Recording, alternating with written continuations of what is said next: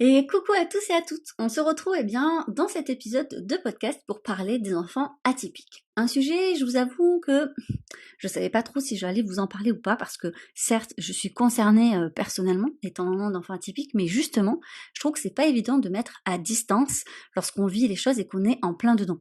Je vous rappelle que j'ai 4 enfants qui sont assez jeunes. Au moment où je fais ce podcast, ils ont entre 1 an et demi et 8 ans, donc c'est quand même très jeune. Ainsi, je vous le dis directement, ça sera forcément un épisode beaucoup plus subjectif qu'objectif. Mais j'avais quand même envie de vous en parler parce que je trouve que lorsque j'échange avec d'autres parents d'enfants atypiques, lorsque j'écoute les difficultés que vous me témoignez chaque jour, finalement, on est tous dans la même situation. Et je crois que ça fait du bien de se sentir moins seul, surtout lorsqu'on est parent d'enfants atypiques, parce qu'on se sent vite jugé, que ça soit par l'entourage comme par les professionnels. On a du mal à trouver finalement une écoute, une compréhension de la part des autres. Alors, du coup, on doute de soi, parce qu'on se dit, si tout le monde nous dit noir, pourquoi je suis la seule à voir blanc? Peut-être que c'est moi qui ai un problème, forcément, c'est normal, et puis surtout, on veut bien faire. Chaque parent investit, parce que bon, ceux qui ne le sont pas, ils vont pas écouter cet épisode de podcast, mais chaque parent investi veut le mieux, ou en tout cas le maximum pour son enfant, c'est évident. On ne peut pas protéger notre enfant de tout, on ne peut pas faire tout parfait, et d'ailleurs je vous encourage à ne jamais vouloir être un parent parfait. Il n'y a rien de pire, même pour les enfants, d'avoir des parents parfaits, parce que comment ils vont évoluer après? Ils vont croire que pour être aimé, il faut être parfait. C'est pas du tout le cas. On peut s'aimer avec toutes nos imperfections, mais on peut essayer toujours de s'améliorer un petit peu, bien sûr. Donc, j'avais envie de faire cet épisode pour vous rassurer, en fait. Je pense que c'est important que vous vous sentiez moins seul. Ou à la fin de cet épisode, je pense que j'aurais réussi cet épisode si à la fin, vous avez envie de me dire merci, je me sens moins seule. Donc on va voir si je vais réussir. Et pour ça, je vais me mettre un petit peu à nu. C'est vrai que je parle pas trop de mes enfants sur les réseaux sociaux et je vais pas forcément dévoiler des choses intimes ou personnelles dans cet épisode parce que c'est leur vie et que ça leur appartient. Donc je vous dirai jamais les noms ou quoi que ce soit d'autre. Mais je vais vous donner des exemples, peut-être un peu plus précis, des difficultés auxquelles on peut faire face, qui peuvent être à l'extérieur pas forcément compréhensives. Mais je dédicace encore une fois cet épisode à tous les parents d'enfants atypiques qui comprendront. Donc moi, j'ai 4 enfants atypiques avec des atypies totalement différentes et ceux qui ont plusieurs enfants savent à quel point chaque enfant est unique, a sa personnalité et ses particularités. Et rappelez-vous, vous avez fait un épisode de podcast où je vous parlais que ça se colore les atypies en fonction effectivement de qui on est. Là, c'est un petit peu la même chose. J'ai un enfant clairement qui rentre qui est TSA, donc au niveau de l'autisme. Alors l'autisme c'est très large parce que lorsque je dis ça, je me rends bien compte qu'il y a des parents, et j'ai une grosse pensée pour eux, qui ont des enfants avec des caractéristiques autistiques bien plus handicapantes, bien sûr, que pour mon fils. C'est une évidence, mon fils il est quand même dans la relation à l'autre, alors il faut rentrer dans ce monde. Je vous donne un exemple, lorsqu'il était passionné, parce que les passions changent et elles sont vraiment, elles dévorent tout, hein, c'est-à-dire qu'il ne vit que pour ça. À un moment donné, on avait donc la passion effectivement de Harry Potter, donc il y a pire, mais ça va. C'est-à-dire qu'il fallait rentrer dans son monde. Il ne parlait que de ça, pour dire qu'il fallait allumer la lumière, il disait Lumos, voilà, tout est comme ça. Donc autant dans le cercle familial, on s'adapte, et puis ça fait rire ses frères, puis bon voilà, nous on rentre effectivement dans son monde à lui, autant dans le monde un peu plus social et à l'extérieur, c'est beaucoup plus compliqué. Donc ça va être des mois et des mois, voire quelques années, parfois sur une même obsession. Il va parler que de ça, mais voilà, on peut rentrer en contact avec lui. Il a un certain âge, donc ça aussi, ça peut être compliqué parce que les moments émotionnels, les phases où il va se sentir mal, les tempêtes émotionnelles vont être beaucoup moins tolérées par rapport à l'entourage. C'est-à-dire que on accepte, et encore plus ou moins, hein, selon la société dans laquelle on vit, que l'enfant puisse avoir des tempêtes émotionnelles, autrement appelées, vous savez, les fameuses crises, qui nous font bien tendre le sang dans la tension de notre corps. Eh bien ça, on l'accepte, on va dire, jusqu'à l'âge de 2-3 ans, mais après, je sais pas pourquoi, il y a une sorte de consensus inconscient qui fait qu'à partir d'un certain âge, on se dit, allez, ça va, son caprice, à l'âge qu'il a, c'est insupportable, c'est pas possible. Sauf que lorsqu'on a un enfant autiste, ou même en tout cas atypique, parce qu'on peut le voir aussi chez les hypersensibles notamment, c'est pas pareil, ça fonctionne pas du tout de la même manière, et puis ça peut se passer n'importe où. Et forcément, en tant que parent, et je crois que vous avez tous certainement fait cette expérience, dans les publics, on est super mal à l'aise, faut bien le dire. On est un peu mal à l'aise et on réagit pas toujours comme on aimerait réagir. Alors avec l'expérience, moi c'est vrai que je pense notamment lorsque j'ai eu mes 2 premiers, j'avais pas l'expérience d'aujourd'hui, j'avais pas l'assise que j'ai aujourd'hui. Je crois que j'ai vraiment appris à lâcher prise. Alors je sais pas si c'est, le cas de tous les parents, mais au fur et à mesure que j'ai eu un enfant, de toute façon, j'avais pas le choix. Il a fallu que j'apprenne à lâcher prise. Je pouvais clairement pas faire la même chose que lorsque j'avais que 2 enfants. Mais du coup, ça m'a aussi appris à lâcher prise par rapport au regard des autres. Alors je dis pas d'avoir 4 enfants pour ça, mais je trouve que c'est intéressant parce que, moins on a la possibilité, en fait, de tout faire comme on veut et plus finalement on accepte aussi ce lâcher prise parce qu'on n'a pas le choix. Alors c'est bien de l'apprendre autrement, mais parfois, bah voilà, il y a du bon comme ça.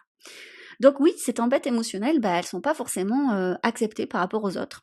Elles sont très vite jugées et donc vous êtes jugé en tant que parent parce que bah vous n'avez pas su faire face, parce que à cause de vous votre enfant est comme ça, parce que vous n'avez pas su mettre des limites ou vous en avez mis trop. Alors ça, c'est limite, c'est un grand sujet en France, hein, les limites. Vraiment, je pense que ça prend beaucoup trop de place dans les médias d'ailleurs. Mais en tout cas, eh bien, on va vous pointer du doigt. Et ce qui est intéressant, c'est de voir à quel point, en fait, nous, en tant que parents, l'image que les enfants renvoient, eh bien, c'est comme une extension de notre propre image. Alors que ça ne devrait pas, puisque l'enfant a sa propre personnalité, en fait. Et bien entendu, que la manière dont on va, eh bien, l'accompagner au quotidien va impacter comment il va être. C'est sûr que mes enfants, si ils étaient dans une autre famille, ils seraient certainement un peu différents. Et c'est normal. Mais pour autant, est-ce qu'on doit juger son parent? Est-ce qu'on doit se sentir jugé? Et ça, c'est une petite astuce que je vous donne parce que plus on prend de la distance par rapport à ça, et plus on est présent en fait par rapport à nos enfants pour les accompagner. Car le plus dur dans ces moments-là, en fait, c'est d'être totalement présent pour cet enfant-là. Alors des fois, c'est pas évident parce que, eh bien, les enfants atypiques, ils ont quand même une intensité où au quotidien, eh bien, c'est épuisant. Un autre de mes enfants, par exemple, avec son TDA, notamment voilà, son trouble de l'inattention, peut très bien sortir de la maison. Alors je vous rappelle que je vis au nord des Highlands, voilà, en Écosse, donc il fait pas spécialement chaud. Il peut très bien sortir sans pantalon. Et je lui dis: «Mais, tu penses pas avoir oublié quelque chose?» Non maman». D'accord. Je vois que tu as mis tes chaussures, très bien. Et puis là, par réflexe, il regarde ses chaussures et puis je lui dis: «Tu vois rien d'autre que tu aurais pu oublier?» Et bien sûr, ça va le faire rire en disant: «Ah bah oui, mon pantalon!» Eh ben oui, oui, oui, oui, effectivement, ton pantalon, on peut pas sortir comme ça. Donc c'est des petites choses comme ça et puis ça demande, lorsqu'on a un enfant qui a un trouble d'inattention, de répéter beaucoup plus. Alors là, lorsqu'on parle, eh bien que ça soit dans notre entourage ou auprès d'un professionnel en disant: «Bah oui, on est obligé de répéter», c'est quelque chose qui n'est pas compris parce qu'en fait, effectivement, pour tous les enfants, on a besoin de répéter. Ça, c'est comme tous les enfants font effectivement, eh bien, des tempêtes émotionnelles. Tous les enfants sont peut-être passionnés par un sujet. Bref, en fait, tout ce que je dis ne va pas être compris parce que en fait, ce n'est pas du tout la même intensité et que juste expliquer ça comme ça auprès des proches, c'est pas entendable. Lorsque je dis: «Je répète tout le temps après mon enfant», c'est pas juste je fais que répéter 2, 3 fois. Non, c'est 10 fois, 20 fois, 30 fois par jour et ce multiplié parfois par le nombre d'enfants. Donc ça demande quand même beaucoup plus de patience. Clairement, naturellement, je suis pas une personne patiente, mais eh bien, on apprend lorsqu'on devient parent. Donc c'est des petits exemples comme ça, qui font peut-être que vous vous sentez moins seul et que vous vous dites: «Ah ben oui, mon fils aussi», ou voilà. Mes enfants, moi aussi, ils ont du mal clairement, eh bien, au début en tout cas, à ce qu'on appelle faire leur nuit, ou en tout cas faire mes nuits. Clairement, on n'a pas les mêmes nuits, c'est sûr. Ce sont des enfants qui sont très sensibles. Moi, j'ai eu des enfants qui faisaient du reflux, du RGO. Donc ça aussi, les gens ils disent: «Ah ben oui, moi aussi». Et c'est vrai que de nombreux bébés ont des reflux. Mais lorsque c'est entremêlé avec les atypies, et notamment l'hypersensibilité, eh bien, on a des enfants, en fait, qui sont beaucoup plus sensibles et qui vont surréagir à ces reflux, et donc des pleurs beaucoup plus fréquents, beaucoup plus intenses, beaucoup plus épuisants pour tout le monde.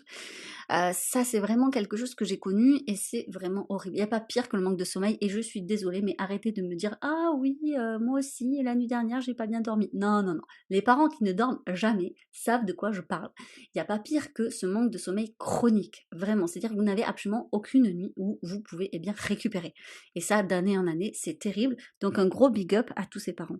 Voilà, hein, vous n'êtes pas seuls, on va s'en sortir. À un moment donné, ils grandissent et je vous assure qu'ils finissent tous par dormir.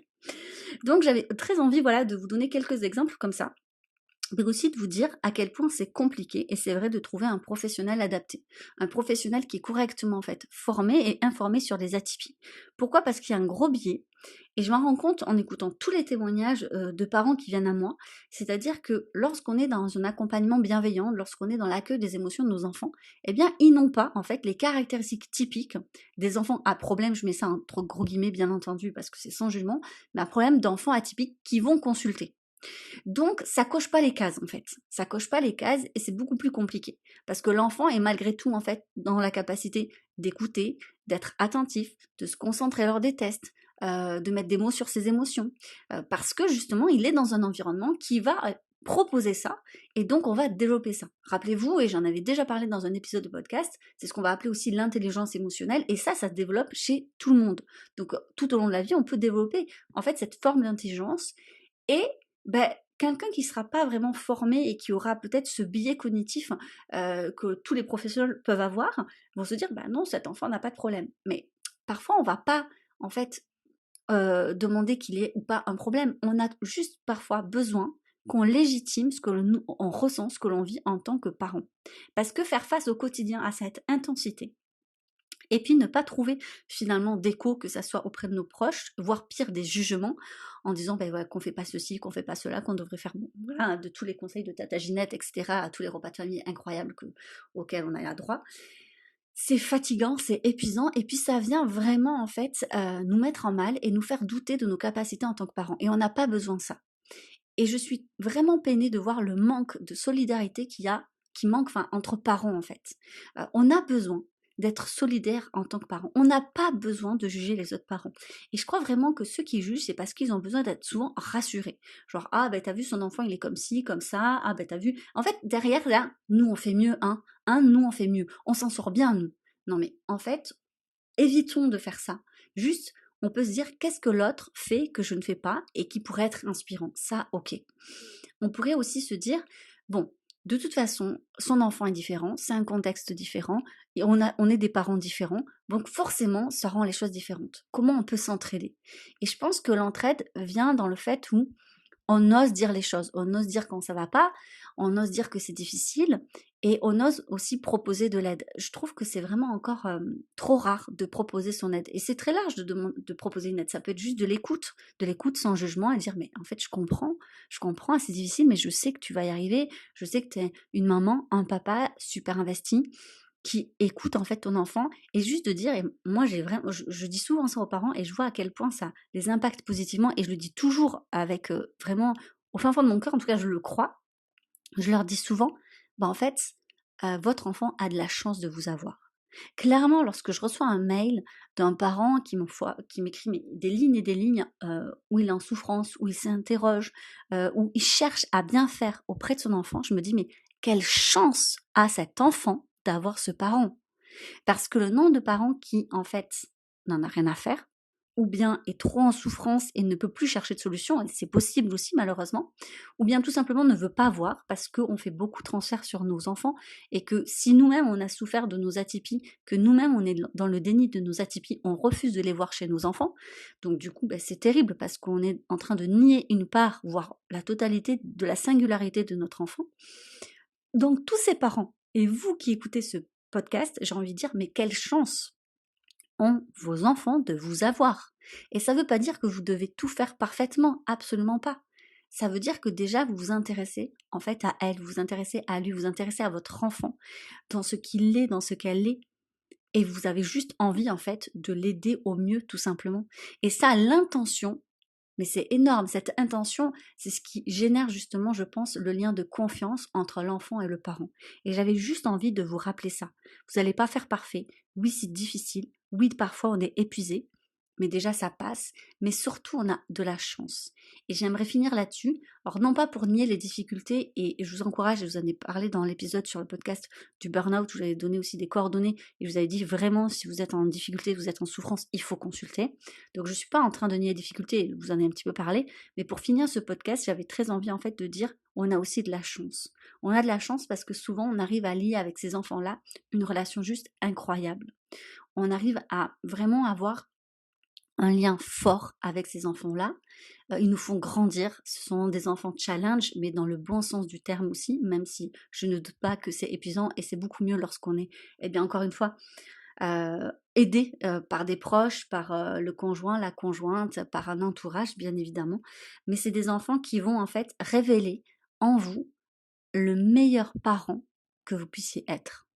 En fait, s'il y avait un potentiel de parentalité, je pense que ce sont les enfants atypiques qui pourraient faire les meilleurs instituteurs eh bien, pour révéler les meilleurs élèves parents d'enfants atypiques. Je ne sais pas si c'est clair, mais vraiment l'idée, c'est de se dire euh, qu'on a beaucoup, beaucoup de chance.